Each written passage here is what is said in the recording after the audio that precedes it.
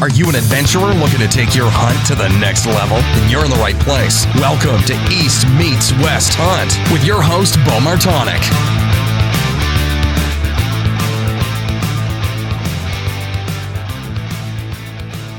Hey everyone, I hope you had a great Thanksgiving and start to some of the rifle seasons, gun seasons here in Pennsylvania and throughout the East.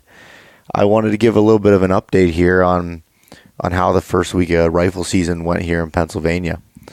So it's been quite a few years since I've carried a rifle for myself, and didn't fill a bow tag at all in either Pennsylvania or Ohio, and I was kind of going into this rifle season on a little bit of a low, kind of bummed out about not filling a tag. And so I got to sit down with a good friend of mine, Jason Mears, who will be on this podcast. And Jason's such a great guy and a really, really good whitetail hunter and photographer that I look up to in the outdoor space. So Jason and I sat down around the fire the night before hunting season opened up here as far as gun season in Pennsylvania. And at that point, we were both kind of having slow years and trying to figure out, where to go next and kind of our outlook on gun season. So with that being said, the first day of gun season was really eventful for me. I'm going to go into a little bit more detail. I planned on talking about it here in this intro, but ended up kind of going through the story on the podcast that I'll be releasing next week with Nick Berger, Allie DeAndrea, and Marta Dozy. So I recorded that podcast and ended up going into detail, but I had a little bit of a tree stand incident that was really scary, and then ended up getting an opportunity at a target buck that I had and didn't pull through with it. I ended up wounding the deer actually with a shoulder hit and tracked him for a long ways and was not able to recover the deer. I am about 98.9% sure that deer is alive and is fine, but it was a pretty terrible experience. But like I said, I'll go into the whole detail on the first day here next week. But what I wanted to really cover was the hunt that I had here on Saturday, December 1st. So I was, like I kind of was saying, I was kind of getting a little bit burned out throughout the season here. It's been a long year, starting with elk hunting September 1st and hunting almost continuously until now. So I kind of went into it with a little bit of a different outlook. I wanted to kind of just get back and relax and just hunt deer and really enjoy the process. So went into an area that I had dubbed kind of the buck nest, and I stole that term from the hunting public. But this area that I found it a few years ago, and as I'm getting to learn this area, realized it's definitely a buck bedding area, and I kind of assumed that it was also a little bit of an area that would hole up deer during rifle season from all the pressure that was coming from the roads on each side of it. And so I just decided to keep the wind in my face and creep into this area with the rifle on Saturday. It's a little over 2 miles from the nearest road to get to this point, and the way I went in, it was just over 2 miles. So I crept along, kind of looking for some fresh tracks, and caught some does moving and some big logging cuts, feeding, and everything else. It was just a great morning to get out. But actually, before that, I woke up in the morning, alarm set at 4:30, and decided again I'm gonna take it easy and not put so much pressure on myself. So I cooked up some bacon and eggs in the morning, had a great breakfast, some coffee before I went out, and that was kind of a resetting moment. I think I parked the truck. It was daylight already, just breaking daylight, and just crept in. Once I was getting close to the valley that I'd named the buck nest. The thermals were starting to pull up the hill, so I moved out of the creek bottom and got up on the ridge and just snuck towards that area. I had everything marked on my Onyx Hunt app where I had found these bucks before, where they were bedded. And as I was creeping towards the edge, just at a snail's pace, I caught some movement, and there was 3 does bedded in the area where the bucks normally were. And I just kind of watching them, and one was getting up, moving around a little bit, and then they started kind of running a little bit, and I was wondering if if my wind had changed or what, and nothing was making sense, and then I heard a grunt. And I'm like, I was kind of, going back and forth in my head. There's no way there's a buck grunting on December 1st.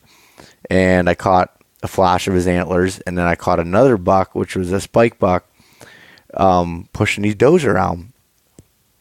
So the buck kind of went up above me a little bit into some thick beech brush. At that point, I slid up about 30 yards to another tree. I sat down and grabbed my bleat call, and I hit the can twice.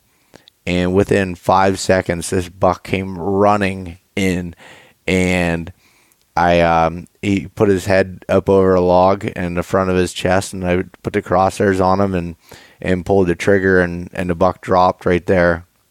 Went running up to it, and wasn't really sure. I was like, did I miss or what? Because it fell behind a log over a bank a little bit, and sure enough, there he was. It was, a beautiful Pennsylvania 8-point. This buck, I had seen him the previous year. I might have passed on him actually in archery season. I wasn't sure this year, but in 2017 I definitely did. He came underneath my tree stand, and I took some video with my cell phone, and it was just a cool deer to have a little bit of a history with, and then being able to find him in his bedding area, call him out off those does on December 1st, and put a good shot on him. At that point, like I said, I was just filled with emotion of excitement and everything else from this long season. So I was able to call my dad, and who I always call first, and he's like, yeah, I can come help you out. So I actually went out to meet him at the truck and I grabbed my different pack. So I was using a pack that you'll hear me talk about on the podcast that I did with the guys up in Alberta. It's a new Sitka pack that I'm not gonna go into detail on yet, but I went out to get my Sitka, the mountain hauler, so the meat hauling pack, the one I was using out west, and my dad came in with his pack, and we quartered up the deer. We did the gutless method on him, so we skinned it from the outside, pulled all the quarters off, got the tenderloins out, back straps, everything else, and put it in some game bags, loaded up the packs, and carried them out. If you've never tried this method before, it's extremely efficient and a lot easier, in my opinion, than dragging them out. When you put them on your back like that, it doesn't feel, especially if you have 2 people. We did the deer in one trip, and it felt like I had less weight on my back than I did when carrying tree stand and all my gear in, so it wasn't terrible whatsoever. And then all the work's done from the quartering aspect, as far as you just have to cut up the meat in the steaks and ground meat and everything else, but you don't need to go back and hang it and skin it and quarter it and all that stuff afterwards. The work's done from that standpoint. And so we carried the deer out. My dad brought a celebratory shot of Fireball, or a little bottle of it, and had a shot, and went back to camp and got to enjoy that whole experience. It was great, and and my family, again, this past week had done really well. So the rest of my family that didn't fill buck tags ended up filling all of them in this past week. So my Uncle Mike killed a great 10-point. My brother killed a beautiful 8-point. My Aunt Lisa, she killed a 10-point.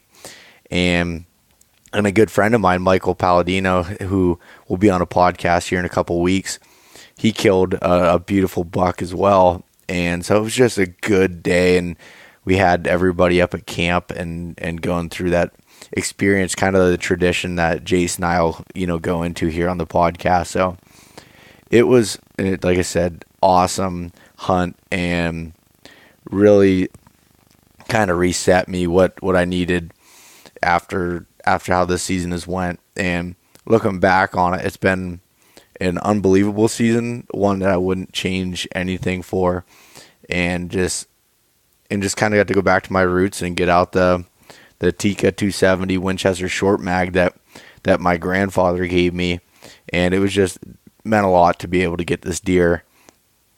So I like I said, I couldn't be happier with it. And now I finally got some meat in the freezer and a little bit of confidence back. And the season's not over yet. I do have a doe tag that I may try to fill in late season archery. Kind of see how the meat situation looks. I always like to have 2 deer. That usually gets me through the year. So I haven't shot a doe since I was in college. And the reason for that is in the area that I hunt in northern Pennsylvania, the population isn't super high, but there's a couple areas that I have that are pretty stable, and I'm seeing a lot more does than normal, so it won't hurt to take one out of the herd, I guess. So I'll probably try to do that in late season and kind of just go from there. But like I said, awesome season. Everything works out the way that it's supposed to. So I hope you guys enjoy this podcast with Jason and are having a successful season. We're back for another episode of the East Meets West Hunt podcast from the northern Pennsylvania mountains here in some snowy weather, sitting around a fire with my good buddy Jason Mears. Jason, how's it going, buddy? Not too bad, Bo. How you doing? Can't complain. I mean, we're sitting around a fire in the snow, kind of a little bit of a half-ass fire here. But it's starting. You built it. No, you built it better than I would have, so that's all right. Cleared the snow out of the way on your northern Pennsylvania little piece of property here, a little piece of heaven, I guess, right? Yeah, I love it up here. Been coming up here a long time. Doesn't get much better than this, sitting around a fire, drinking a couple beers, and I don't hear a peep. I don't know about you, but it's pretty quiet. No, we were just talking when I was setting the mic levels here before we started recording. I was like, I can actually turn it up so we can hear each other a little bit better because we don't have any background noise. Nothing wrong with that. Yeah, there's nothing wrong with that at all. And I was, like you said, sipping on a couple beers, and to be specific, they're Busch lattes, of course. Absolutely. And we're just hanging out here, going to record a podcast the day before the Pennsylvania rifle season opener, when 600,000 plus of Pennsylvania's finest hit the woods for the first day of rifle season. That's very true. It's good to be here, though. There's a long tradition from Pennsylvania hunters for years. I mean, so many camps up here, and guys make the trip every year to come up and rifle hunt this area of the state. It's great. I mean, not a lot of people bothering you. You got a lot of room, a lot of big, wide open woods, and nowadays there's a lot of big bucks running around. So yeah, that's a good thing. It's not always been that way, though. I mean, you've been around a few more years than I have been up here, and where we're at right now is pretty close to where I grew up. I'm only 15 minutes away, so you called me to come hang out here. It's it's a place I've grown up my whole life, but you've grown up here hunting your whole life as well. That's right. I started hunting. I'm actually going to date myself. I started hunting up here in 1991. It was my first year hunting. I actually came the year before when I was 11. Looked like a giant orange pumpkin in my Walmart jumpsuit. Yeah. But things have really changed up here since then. I mean, there's still a lot of guys that come up here, but back in the 90s and the 2000s, there was so many camps just packed with guys. All the local restaurants and bars were loaded up with people, and by Monday night there was deer hanging everywhere. But it's really changed. I mean, there's still a lot of guys that come up. The deer numbers aren't what they used to be, but back when I started hunting, you would see 50 deer a day, but you'd be lucky to see a spike. Now you never know what's going to come running past you up here. There's some absolute giants up here. Bucks that would be considered giant bucks anywhere in the world, for that matter. Yeah, and it's different though from the side that you might go the whole day without seeing a deer. Right. Too. Right. Right. A lot less deer, but they do have, since there is less deer, they have as much food as they could want. Not like you're not looking at cornfields or any sort of ag, but what you're looking at is there's so much browse available in these clear cuts and swamps and a lot grasses. of wild cherry and beach, things like that. But just the deer up here get an opportunity to get a lot older than they used to.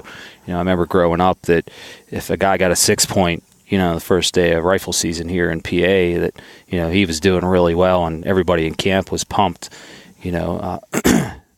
Things have changed. Let's just say that.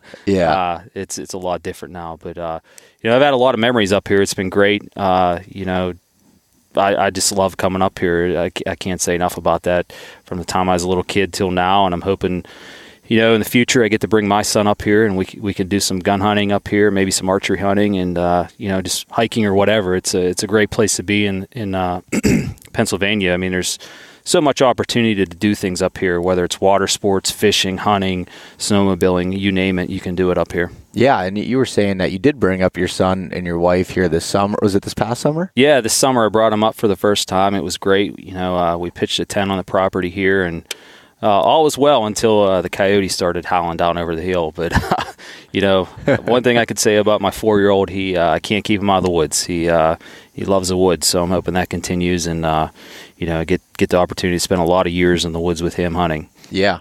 No, that's what's important about it. And it's cool, like you said, even if it's, not for hunting, like you're getting up here in the summer and just getting him acclimated to this, Yep. These, really wild places that we have up here, and you have, public land up against the back door of your property here. And, right. And native trout stream right down there. It's great.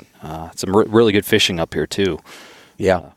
Yeah, that's really cool to be able to do that. And like you said, be coming up here for a while, and since 1991, which I don't want to date yourself here, but that was a year before I was born. Oh wow, thanks. You're making me feel great. Yeah, that's what I like to do, is really make my guests feel good on the podcast to begin with. But also though, Jason, like that Pennsylvania rifle season, I mean, it's well known across the United States for how many hunters are here. But the thing that people don't see a lot of, unless you're experiencing it, is how much this rifle season is a part of just getting people together and families together and friends together, as we are sitting here, absolutely. now. It's a lot more than just the hunt. It's not always about killing something. I've always said that. And the camaraderie and hanging out with the guys and drinking a few beers and, the old guys playing cards and things like that. I mean, I think that's part of the reason why I enjoy coming up here so much, is because the memories I made when I was younger, it's just great, story after story, guys talking about their hunting experiences from the past. I mean, it makes a really good time and a good, it's a good thing to share with everybody. I think more people need to experience that in their hunting, their so-called career of hunting, just being with a group of guys that have the same passion and want to talk about the same things for 3-4 days at a time. You really get to know somebody, and you can have some really good times doing that.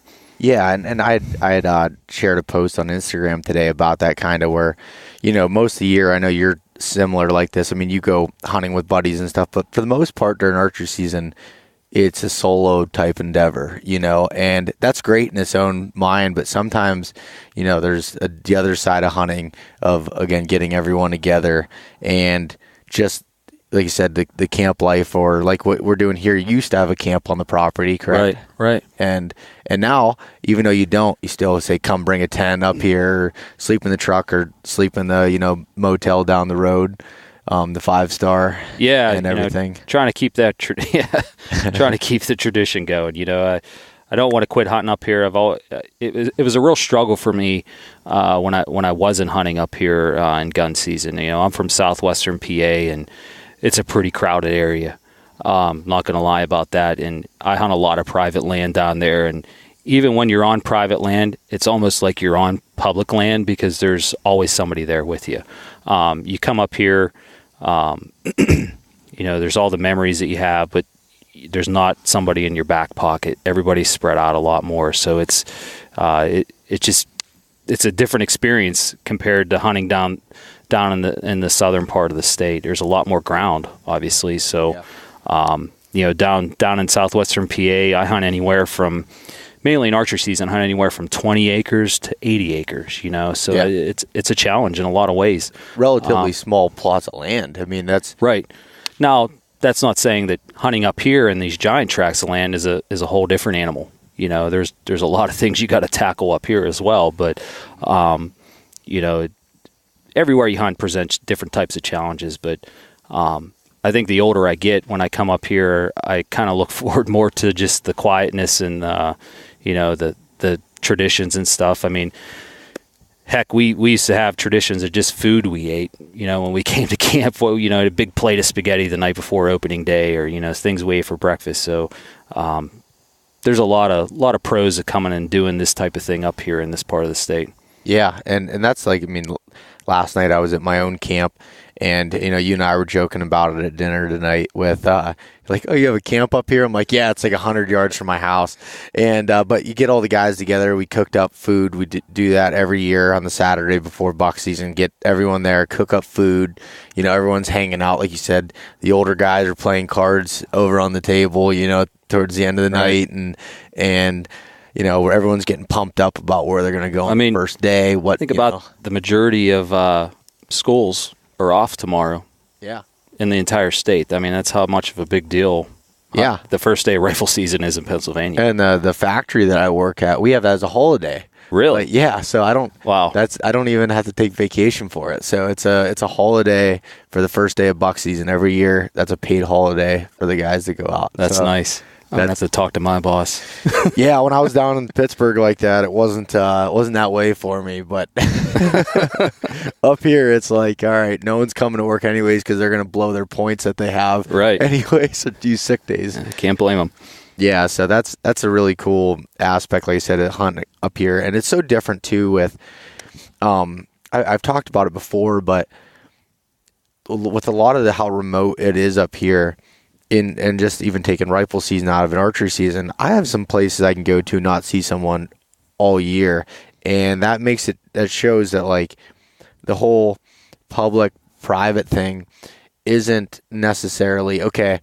You're hunting public land, so that's harder than private land. That's not always the case at all. Not at all. It's every piece has its own thing. If you're in say Iowa and you have a 200-acre piece of land to yourself and you can manage it and do it, that may be a little bit of a different story. Not it all has its own challenges, right? But I'm saying from like a pressure standpoint, when you're hunting and you'll be able to speak on it better than I can, but if you're hunting like a 20 to say 80 acre piece of land like you're talking about, most likely the deer don't just live on that little piece of property, right? And that that can be super problematic in a lot of ways.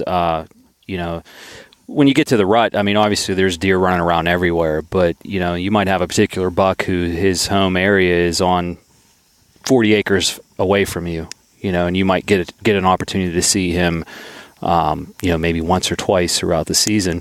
So it really impacts how you hunt that property and what you got to do. And you have to be super careful about the pressure that you're applying to that property because, I think of one particular place that I hunt, it's max 20 acres at most, and if I don't enter it correctly or if I hunt it certain times of the week, to be honest with you, it affects how the rest of my week goes if I choose to hunt that property, and those particular pieces of property happen to be bordered by housing plans or, a couple houses here and there. And, I see situations where, like on a Saturday and a Sunday, deer activity drops dramatically. And that's a result of people doing yard work, things like that. And that's how much or how easy the deer are influenced by what's going on around them, because it's such a small piece of property.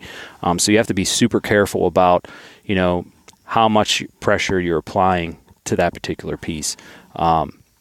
Property like that, it's a lot of influence on when I hunt it and why. Trail cameras, weather, barometric pressure, things like that. So I try to pick and choose when I hunt it, and very rarely will I hunt a property like that in back-to-back days, just because I just don't want that constant pressure being applied, especially in the early season. Yeah. And that's saying something for people that don't have a background on Jason or anything. I mean, he's not going to sit here and tell you that, but he's killed some really good deer over the years, and on these, smaller parcels and in a highly pressured area. And you don't do that by being reckless with your approach to it. And it definitely comes with a lot of frustration. Yeah. And that is true. Everything else, as we'll get into when we talk about kind of this year's hunting season. But that's definitely something to be noted. Is it's extremely difficult to hunt those type areas, and you got to have, one, the right mindset going into it, and two, just really cross your T's and dot your I's with it. Right. I agree with you 100%. Yeah, and that's just something that I think, and again, I always try to stress it, because the number one thing that I see, and because we live in this social media world that we live in now, you always see people when they kill a deer. Oh, is that public or private? And it's almost like it's an automatic judgment from the beginning. There's so much more behind it than is it public or private. Here's the thing, if you're good enough to kill a deer anywhere, congrats to you. I don't care if you killed it on public or private. You put effort in, hanging a stand, doing your scouting, and making that ethical shot and recovering that deer. It doesn't matter to me if it's public or private. Yeah. Congrats. Yep. That's the way I feel at it. I hunt both. And I've shot deer on public land and I've shot deer on private, and that public land deer doesn't mean any more to me than that private land deer. I'm happy with that deer regardless. So yep, because you put the work in, and right. That's all that comes down to at that point. Right. And and each one has its own kind of, I guess, special story for Absolutely. it, and how that works. And we kind of skipped over this a little bit here, but Jason, do you want to give kind of a quick background of yourself here before I start filling it with untrue stuff about you? Yeah, I'm a Sitka Whitetail Ambassador. I've been doing that for about 5 years, I think. I'm also with Ozonics, great product, good people, great company. And I kind of like a freelance photographer, so it's something I really enjoy doing. I do some of that for a few companies, but I guess it's one of them things that, I remember being a little kid, and my dad always would make sure that, we took pictures of our deer and stuff like that. And it kind of stuck with me in a way, and something that I've kind of taught myself over the years, and something I really enjoy doing. So, that's about all. Yeah.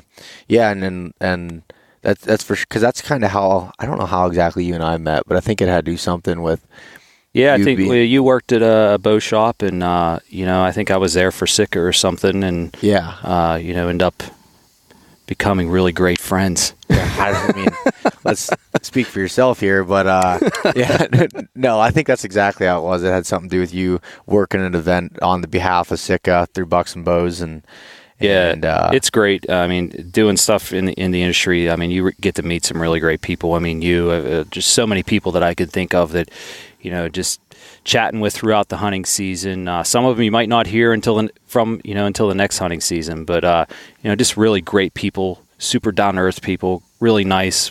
Some of them give you the shirt off their back, just really good people. Yeah, I probably wouldn't today. It's kind of cold out. Yeah. I apologize, Jason. Well, I might take your shirt because I'm getting cold. But okay. Yeah. No, but that's kind of, I just want to give a quick background on you there, and like we kind of alluded to there, is you've definitely have a track record of killing good, mature, Pennsylvania and Ohio, for that matter, deer in some highly pressured areas and areas that aren't, necessarily known for, big deer coming out of it. And you and I were talking earlier once again about like, just kind of when you look across the United States, each area has like, what would be considered a good buck from a, mature and say even a rack size. You kind of have to look at each area differently when you're, comparing Absolutely.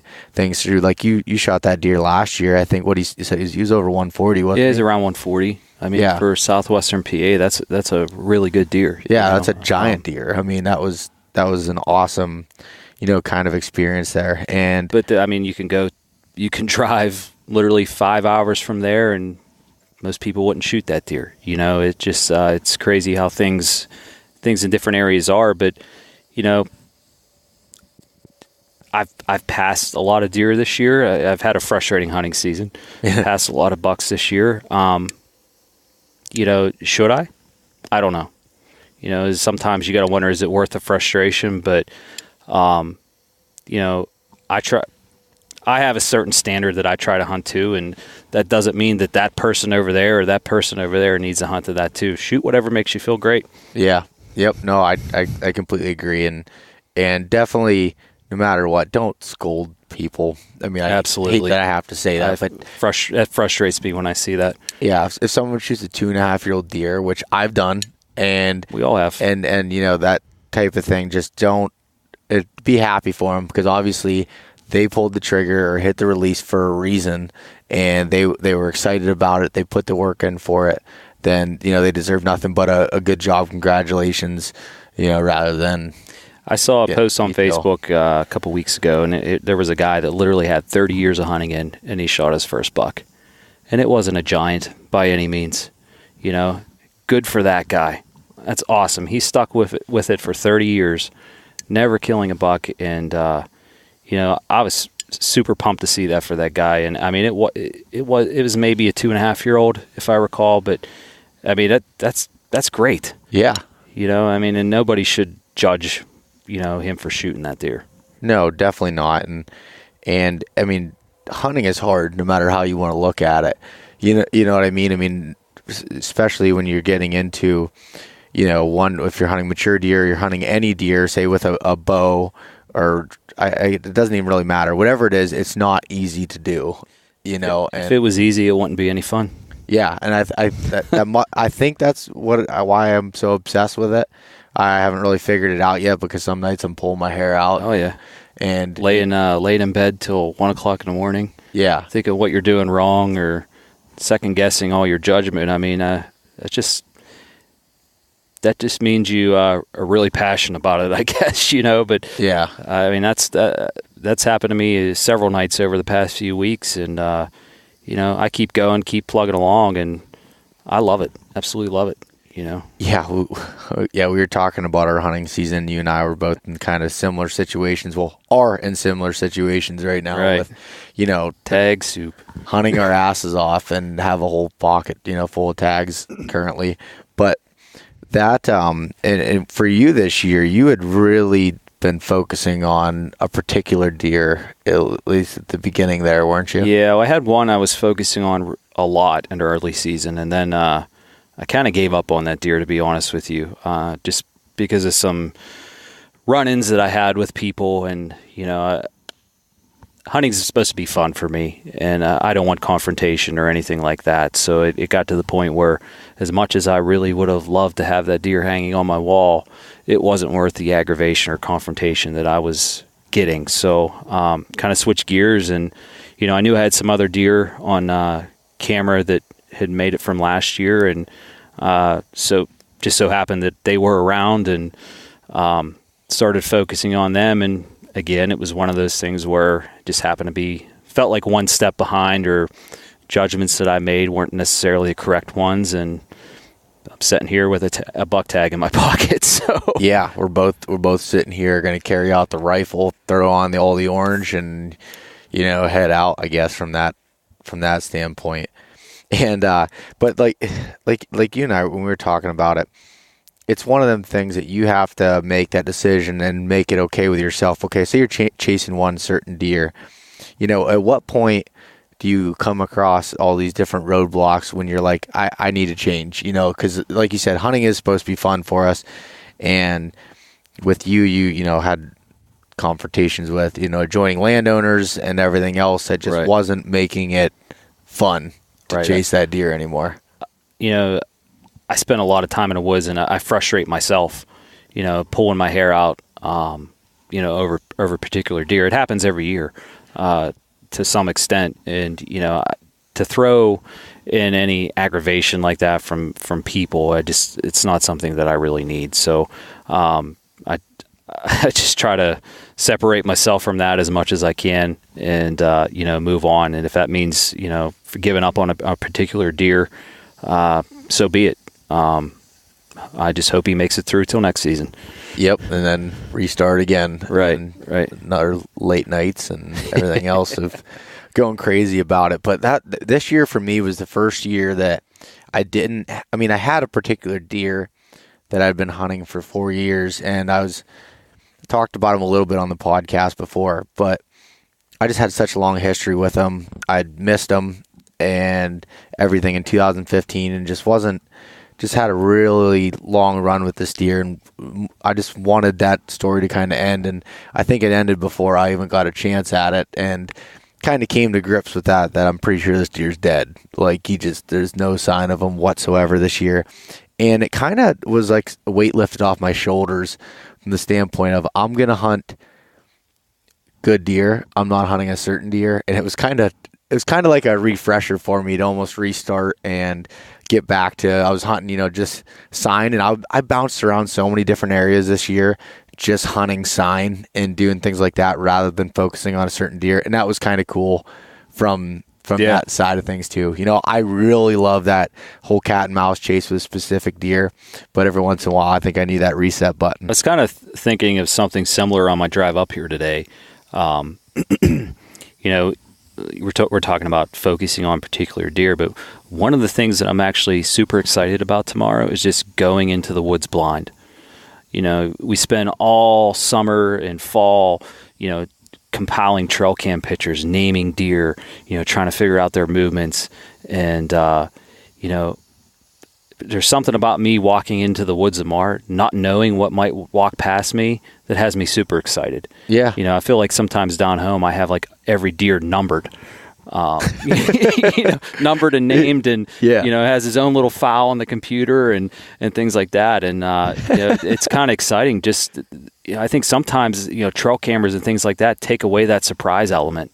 Yeah. I don't know. Maybe it's just me, but that's something that I'm looking forward to tomorrow. It's just, I might have a 4-point run pass. I might have some 150-inch 10-point run pass. Who knows? But I'm pretty pumped either way. Yeah. That's awesome. Like, you and I were talking about the trail camera thing, where like you were gonna hunt one stand and you'd hunted it for a couple of days in a row, so you're giving it a break, and then you check that camera the next day and he was there in daylight the day you didn't hunt him, and then I had just, you keep pushing that knife in there a little bit deeper. Yeah.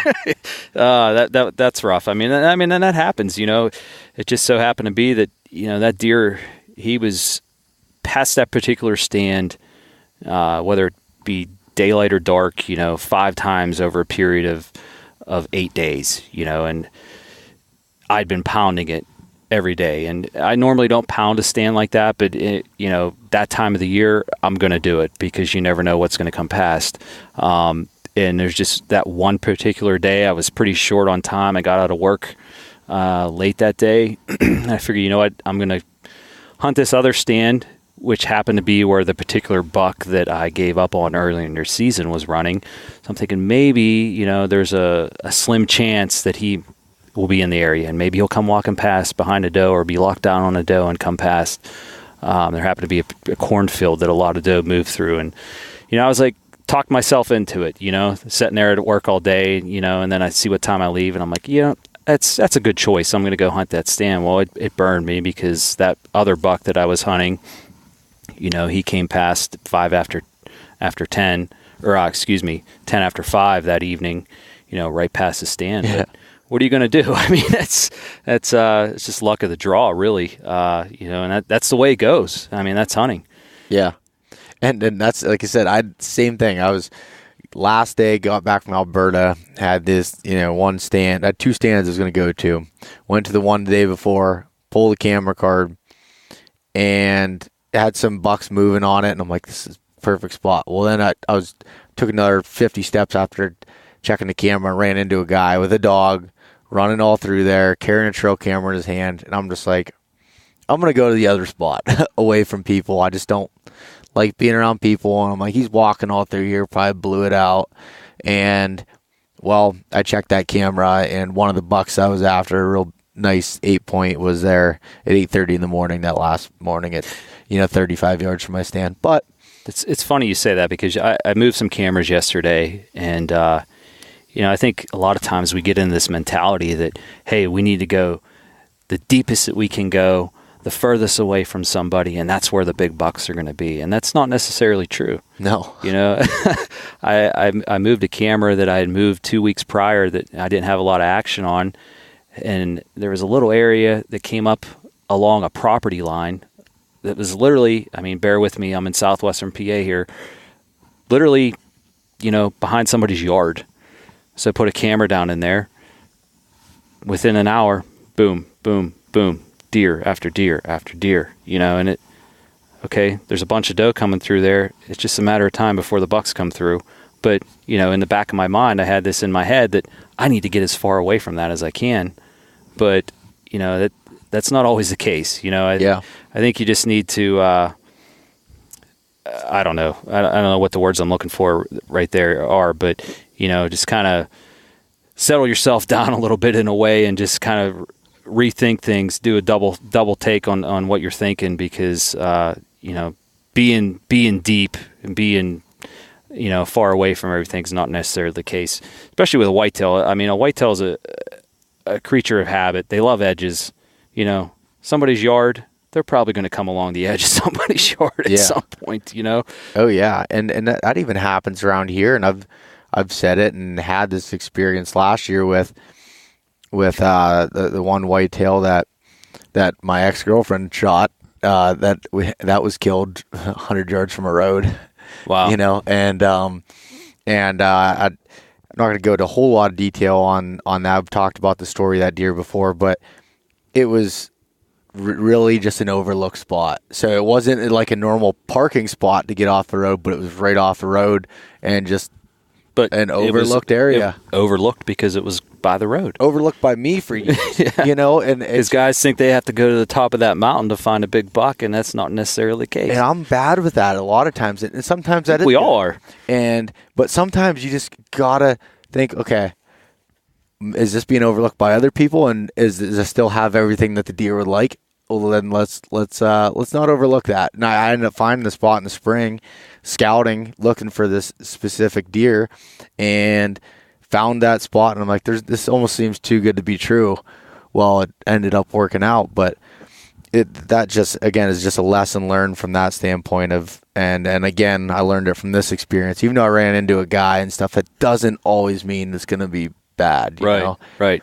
And I'm notorious for that too. I mean, there's been times where you run into somebody and you think, oh, the whole area is blown out, and at that point, you're not giving the animal any benefit of the doubt. You know what I mean? They get big for a reason. They're not dumb. And it's easy to let get that into your head where somebody might have blown every deer off of a flat or out of a valley or whatever. But those deer are smart. They'll figure it out. They'll get around them. Yeah, so. Definitely. And so how for the season that you've had here and that I've had and everything, it can be really tough to kind of keep that mindset of keep wanting to go. But in my opinion, you just got to keep doing it, just one day at a time. Keep that in front of you. And I don't know if it's you and I are a lot alike. I don't like to admit that, but from the standpoint of we obsess over deer and hunting and everything else, and wanting to, you put so much time in it, you feel like you just, I don't know. For me, I feel like I want to succeed so bad at it that it really takes a toll on you when things don't work out. Oh yeah, I mean, there's been a lot of times, you know, you sit and stand and like you just sit, you have nothing but time to think about stuff, and you're sitting there thinking, you know, I put so much effort and work into this year, and why can't this just happen already? You know? Yeah. You know, some days it's extremely hard to get out of bed, or, you know, you talk yourself into going out and setting in freezing rain and things like that. But, you know, I haven't got a buck this year, and, you know, in either state, but I've had a good season. You know, I've passed a bunch of deer. I could be tagged out on bucks, and, you know, I got 2 doe in the freezer, and, you know, that's a good season. I was successful. Yeah. I got a couple deer, you know, feed my family, and, you know, I took my 4-year-old out to help me track a doe this year. That was awesome. You know, for me to look upon this season so far as being bad, that's just being stupid. You know, I've had fun. I've hunt Ohio with my best friend, and, you know, we're sitting here talking. You know, my parents hunt. You know, both my mom and dad hunt. You know, I get all their stories and things, and, you know, just talking to people all the time. It's been a great season. You know, and I guess that's the things you got to look at. I mean, it's so frustrating sometimes. You know, just like almost talking to yourself. You know how things didn't work out, and I mean, but at the same time, you know, I have 2.5 months of hunting left yet. You know, between here and Ohio, so I look forward to that. You know, and if I don't get a buck, it's my own fault. Yeah. You know, I just work harder next year, or try to figure things out a different way, and keep trying. And I guess that's what keeps me going more than anything. Is it's like a chess game. Yeah. You know, and I guess if you were successful all the time with it, sometimes maybe you'd lose a little bit of that spark and that fire, and maybe you'd lose your edge because, say, you're so used to being it, maybe you're taking shortcuts some way. I you know, for me, I know when I came into this season, I felt really confident on killing a deer in Pennsylvania. I did too. And I really think that I didn't, again, cross my T's and dot my I's on a lot of things with, I don't know. I was just so confident, and I guess that it would happen. I've always had an opportunity. Yeah. I've always had an opportunity, and I took shortcuts this year. I mean, I know I did, and I was so focused on my Western hunts and doing some other things and working on the business, and I could go through a list of excuses that long enough to this podcast people would turn it off. But so in reality, it kind of humbles you to be like, all right, get back to it. You don't. Yeah, whatever you did yesterday or last year doesn't matter. You got to focus on it right sometimes now. Whatever you did last year doesn't even work. Yeah. You know, like, it's a pretty valid point that, you know, the property I shot that nice 10 point on last year here in PA, about a quarter mile away, there was a bean field. And that was my first year actually hunting that property. You know, I lucked out. I walked in there, figured it out, got it done. So, you know, I went into this season thinking, you know, I got 5 or 6 bucks that made it through that I'm super pumped about, that I would shoot any of these deer in PA. And, you know, turns out the bean field wasn't there this year. It was just a 3-foot tall brush field. They didn't plant anything. You know, I had 1 year of experience hunting that property. So everything changes when you take away a giant bean field. You know, I go in there this year and nothing's the same as last year. So it's fun because I feel like I'm trying to relearn the property.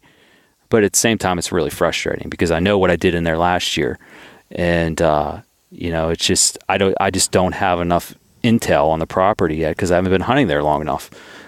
So when you take away a major food source like that, you know, deer are moving from different areas, they're feeding in different areas, they're bedding in different areas. It becomes a real challenge because you keep wanting to go back to how things were the year before. You know what I mean? So you kind of almost got to just forget about it and relearn the whole thing. Yeah. No, that's true. And then, yeah, and food sources constantly change, and right. It's like that way. And in the big woods here, and everywhere I go, all of a sudden it'll be August and they're logging a new area. Yeah. I'm like, what? Like, yes, okay, that creates a great food source, and that's awesome, but what? All my travel patterns that they were running before, that scrape line that they had, is now there's not even a tree there. And the case this year is one of my trail cameras got taken out. Oh. That's not good. Yeah, by some big equipment. But so that was kind of, an eye opener. But things like that happen all the time, and you got to be able to adjust to it, and again, keep that positive mindset that's so tough. And sometimes it's good to, say you and I call each other up and bitch a little bit about things that are going on, but that just kind of resets you and gets you back on the right mindset of. Yeah, I mean, sometimes it's just good to have conversation with other people. I mean, they can get you, like you just said, refocused and reset and kind of talk you down off the ledge sometimes. Yeah. I mean, it's not like that I like hearing anybody else having a bad season, but it makes me feel a little bit better sometimes. When it's like, if you're having struggles, I'm like, all right, I'm not the only guy on the earth right now, because if you go on social media, I'm pretty sure I'm the only person that didn't kill deer. That's what I was just going to say. Social media does not help with that, because I feel like my feed is just full of people shooting big bucks right now. Yeah, me too. Every time I'll say congratulations to them, like, yeah, man, can't wait. Hopefully I can't wait to see yours. I'm like, yeah, me too. And then you hit unfriend. Yeah, gone. I don't need that negativity. I don't need your big buck killing on my feed. Yeah.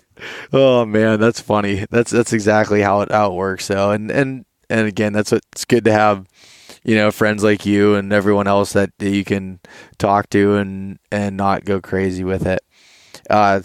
So another topic I kind of wanted to get in here and switch gears a little bit was, you'd mentioned about you go to Ohio. Yeah. And how long ago did you start kind of going out of state? My first year hunting Ohio was 2004, and then I don't think I went out in 2005, and then 2006 I've hunted every year out there since 2006. Okay.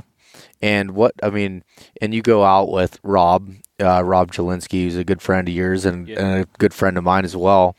And I'm sure that's kind of a cool aspect, again, from being in Pennsylvania, mostly hunting by yourself or anything, to being able to go out there and work as a team with him on that. Yeah, I mean, there's been a lot of instances over the years where, Rob shot a buck early, and, he's kind of played the guy that does the reconnaissance for me from the fields, watching things, and it's helped me kill a couple deer, and vice versa.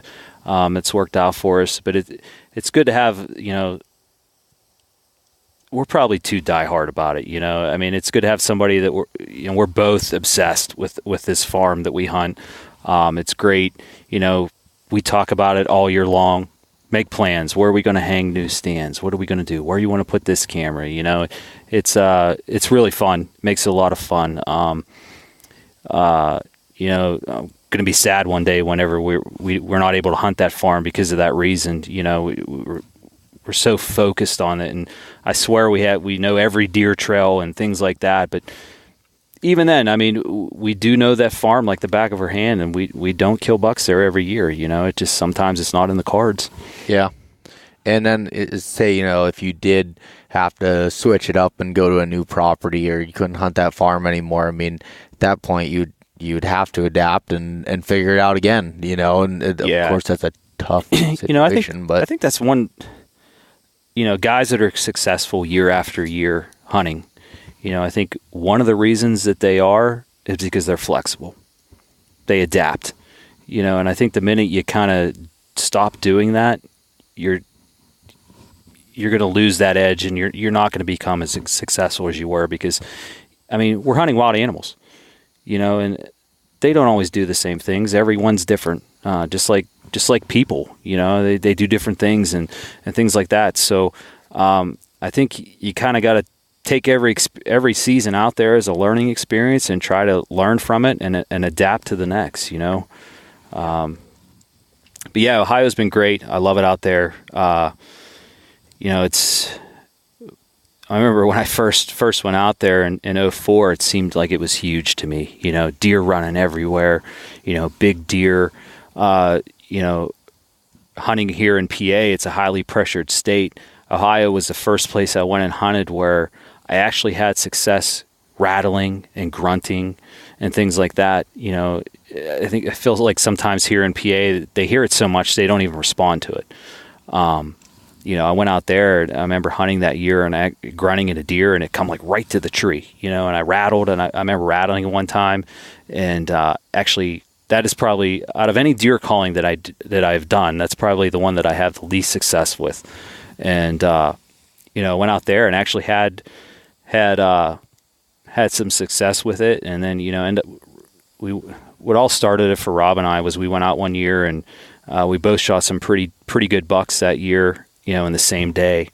And kind of like set the stage, you know, helped us build upon our friendship, and, you know, it set the stage for all the hunting for years to come. And that was in 2008 that happened. And, you know, that's 10 years ago and it's been all downhill since, but we've made a lot of memories since, that's for sure. Yeah. And the fact that that you guys have hunted that together for that long, shows that you found a good hunting partner and you guys, you know, work together, because that's a very difficult thing, is to find someone else that, one, has the same goals as you, two, that you guys can both come to grips that to hunt kind of together, you have to be selfless and gotta truly want the other person to have as much success as you do, to make it work. Because if you're going to it with any sort of greed or anything, it doesn't work. It's one of those things where we've never, you know, we've always been super excited for each other when we shoot deer, whoever shoots one first. And sometimes that means, you know, losing a half a day's hunting to help somebody get their deer out, or, you know, or losing a day's hunting to track deer, but we're there. You know what I mean? Whether it's me or him, you know, it's something that we know we do, and we're excited for each other as much of it as it was our own deer. And that, you know, that's really cool. You know, and anybody that, you know, has a hunting partner out there that knows what I'm talking about. But, yeah, I mean, Ohio's great. You know, I'm just fortunate enough that I'm able to hunt two different states, and I can be in the other one in a pretty short drive. So, Ohio is probably somewhere that I'll probably never quit hunting. I can tell you that. Yeah. You know? Like you said, if something happened where you were to lose the property or anything else, you'll figure it out. Yeah. It might not be the first year. Might take a year or two. Yeah. But if you want it bad enough, you'll figure it out. Oh, absolutely. And that's half the battle too, is wanting it bad enough, you know, and that's with anything, not just hunting, you know, that's anything in life. Yeah. No, because you're going to come across roadblocks. You're going to come across everything. And as you and I have joked about, you know, it seems like we like to take the hard way on everything, and not intentionally. It just always ends up that way, whether that's waiting to the last possible day of the season to kill a deer. Again, not intentionally, but that's the way it works out. Yeah, we've always had that conversation about Ohio, because it always seems like, you know, he tags out early and then I gotta wait to get it done for like the last half day that I'm there, you know, and then I'm getting home late, and but whatever. You know? Yeah, that's what they joked around about right before I went to Alberta. My family was joking around. I had a half day to hunt in the morning, and then I had to get out and get on my flight and stuff. And they're like, I know what Bo's going to do. He does this all the time. He's going to kill a deer. The last 15 minutes, he's going to stand. He's going to be rushing around, trying to get out of the woods, get it hung. Miss your flight. It's going to be a complete, you know, cluster. And that's just, I don't know, that's the way it happens sometimes. Hey, you go up there and shoot a big buck, I'd gladly miss my flight over one of those deer. Oh, heck yeah. Oh, heck yeah. That's exactly right. So, Jason, we've talked about kind of hunting, you know, the pressured whitetails in Pennsylvania. We've talked about hunting specific deer, and then kind of like you're going to different places like Ohio and adapting and everything. When it does come together, and even the whole process of it, one thing that I've noticed from you is, and we touched on a little bit earlier, was your photography and kind of how the photos that you take. And I'm not saying this just because you're sitting here, but they're inspiring as far as, I think, like for me, I like taking photos myself. So I like seeing different people's styles and how they're doing it and learning stuff from them. But from the standpoint of other hunters that may say look up to you or look up to your photos and seeing stuff and really capturing everything in a tasteful mindset. And what has kind of motivated you to keep doing that and keep kind of pushing the envelope of photography? Like I said earlier, I mean, my dad kind of instilled that in me when I was younger, taking pictures of, our animals just to be able to, save the memories and things like that. I got photo albums at home over the years of, trips to Canada, and, I have pictures of every deer in a photo album that I've ever shot. It's just something I've always done. But, when it comes to photography stuff, and I'm by no means a professional photographer, but for me, I like being able to tell a story of what I'm doing throughout the season. Sometimes I'll spit a few out here and there. Sometimes I got a bunch. I'm a little more successful, at that particular hunt. But I like telling the story to people through pictures. And I try to be a little different in how I take the photos. A good camera helps, and editing software and things like that. But, last year somebody I know randomly texted me about, oh, you got to show me how to take photos one day, and I'm like, well, what do you mean? He's like, just the way you take them and stuff. And then I started thinking to myself, what's so different about it? The way I take the photos, and I think it's, how you present the photo. I think what I told him that particular day was angles. If you want to take a unique photo, change up your angles. A photo, I could take a photo of you setting here, straight on photo, horizontal, and then I can go over there and take a photo from a different angle, low to the ground with the light from the fire on your face, and it's going to look 1,000 times better than that straight horizontal bland photo that I took. Yep. And I try to incorporate that a little bit into, the way I take my photos. Sometimes it's challenging. Some of the photos I take from a tripod myself. I'm trying to demonstrate a product or just show a particular scene on, if you, putting that out there to somebody that's a non-hunter. If you were a hunter, this is what it would look like, and I guess angles. Yeah, is all I got to say. How difficult is it? And I'm saying this because I know, and it's from my experience of taking your own photos. How difficult is that running on a timer? Oh, it's extremely hard. Getting it in focus and doing extremely hard. Else. Thank God for autofocus. Yeah, it'd be impossible. But it's a challenge. I mean, you take so many photos to get one good one. Yeah, and even then, that particular photo might looked good to me, but it might be okay to you. Everybody's eye's different. So, it's fun though. I mean, I like it. I taught myself to do what I do, and I can kind of pride myself a little bit on that. I think they're decent. Like I said, I'm not a professional photographer, but, I think it's just like hunting. I think photography is one of those things that there's always something to learn. Yeah. And there's definitely is. And when you're talking about autofocus, that's funny because I bought a wide angle lens recently, a Rokinon, and it's only manual focus. I didn't spend the money to get the next one. And I was trying to take this picture of, I shot a turkey a couple weeks ago, and I literally hung my camera body on a tree limb hanging down. I had this idea, this photo in my head, again, angles, it's coming down, and I'm like, turn it because I can't see the screen. I don't have a flip out screen. I'm like turning it, and I get down there, and after 10 seconds, it snaps a few photos, and I'm looking, it's blurry, and I'm trying to get it in focus, and oh my, was that a mess. If you would have saw me doing that, you'd be like, who's this idiot out in the woods? And last year when the one photo that I took that it ended up being a Diverge finalist there, that was a great photo. But that was good. Thank you. But that was completely by accident. Like it was just something I had an idea in my head. I put the camera up over my head. It was just twisting the focus ring and just snapping, just going through. And when they were critiquing it on when they were judging it, they're like, her eyes are out of focus. I'm like, well, yeah, that's true, because I was struggling trying to get that in there. But it's funny, just the challenges that you go through to try to get that right. I think if we establish anything in this podcast, is that there's a giant correlation between photography and hunting and how much you can overthink things. Yeah, that's true. That's true. And yeah, and the fact that we both struggle with both of them pretty much. Right, you know? right.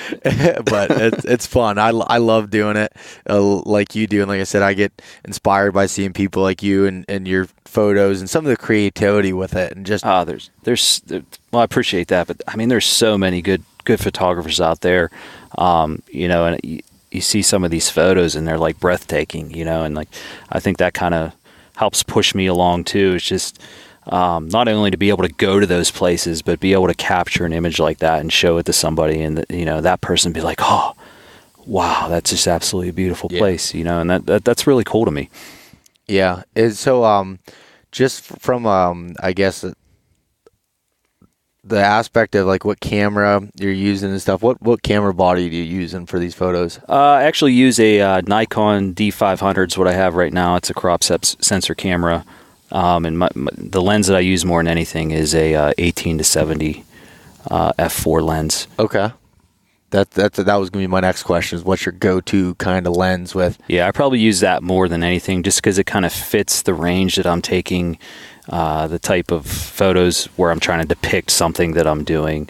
I do have, you know, some other lenses like a macro lens and like a 70 to 300 millimeter lens that I kind of use for zoom shots and things like that. But I probably use that lens more than anything. Okay.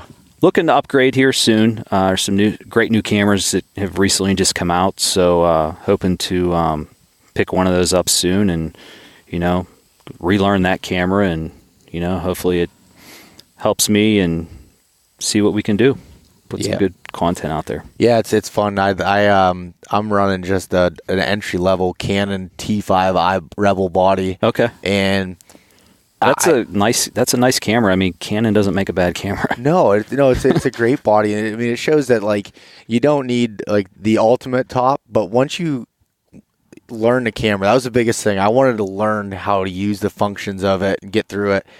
And I'm kind of at the point where I feel like I'm starting to outgrow it. Not from the say I'm not gonna be able to take the way better photos with another camera, but just from an ease of use standpoint.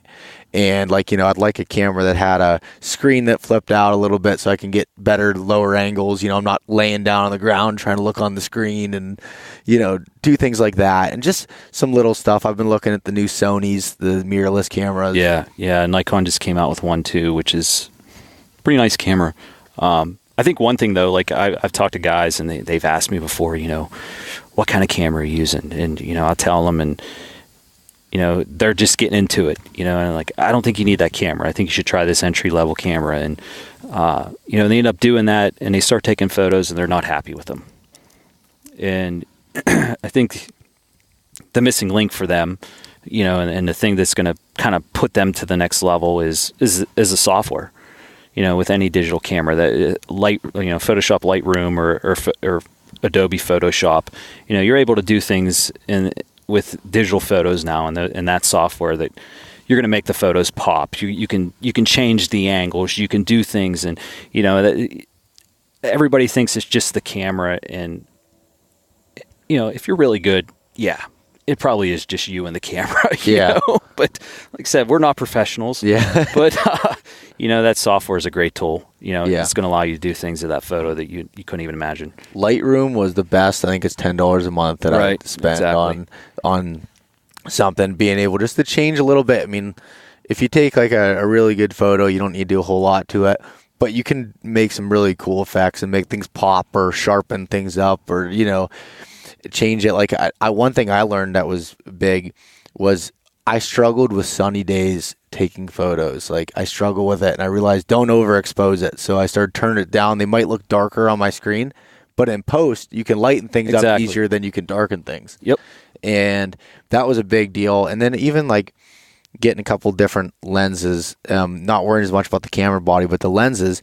I spent $100 on a nifty 50, they call it, which is a 50 millimeter fixed, you know, it's an f1.8 camera or aperture, and that lens like changed so much for me. And then I got a wide angle lens. I'm just slowly getting these lenses and learning different things with each one of them and different shots. And yeah, that wide angle lens going out west, I'm sure. Oh yeah, it was unbelievable. It was freaking a game changer to have that, you know, and just getting some different cool angles and shots and stuff. So it's all a learning thing from the photography standpoint. And like I said, I am by far a entry level person when it comes to it, but I just like learning it.